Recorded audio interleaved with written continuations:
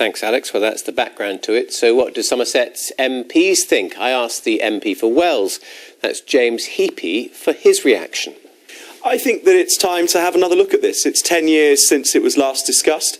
A lot has changed since in terms of the way that our communities look and the financing for local government. And I think we owe it to taxpayers from time to time to make sure that we're spending their money in the most effective and efficient way that we can. What's changed in 10 years? Well, a lot has changed in 10 years. The demographic of the communities that we serve has changed. There will be twice as many people over the age of 75 living in Somerset in 10 years' time as there are now. And that brings with it significant pressure on our local services.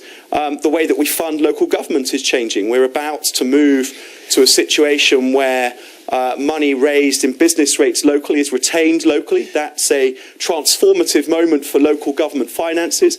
And so I think taking all that together and the fact that it's 10 years since it was last looked at, it's right that we're looking at this again. We owe the taxpayer that we do so. I think if you speak to Somerset County Council, the reason that it's come up is that they haven't got any money.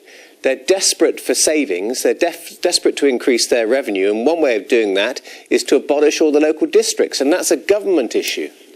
Well, there's no doubt that the current funding situation for local governments will have been a catalyst for this coming up at the time that right now. But the reality is that whether it's the BBC, David, or whether it is councils, or whether it's any other public body, there's a responsibility to look from time to time about whether or not we're spending taxpayers' money, or licence fee payers' money in your case, in the most effective way. And sometimes there are better ways of doing business, and I think it's right that we're looking at that and we're having that discussion today. I think in most organisations it's probably fair to say at a time when there's not many staff and not much cash, the idea of a huge reorganisation might not be universally welcomed. Well, I think that is all part of the discussion that needs to be had. This is a discussion that the County Council have started today. It has been met with a very mixed response from the Somerset districts. I know that the MPs up here all have slightly different views on this too.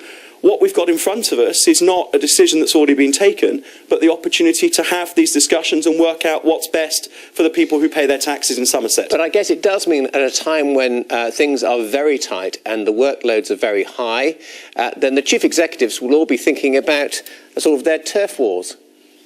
I think that's probably a question for the chief executives, but I think you probably do them down a little. In my experience, the ones that I work with at Somerset County Council and at Sedgemoor District Council and at Mendip District Council are brilliant servants to our community who are at the top of their careers, and I'm pretty confident that they'll be behaving in a slightly more grown-up way than the way that you just suggested.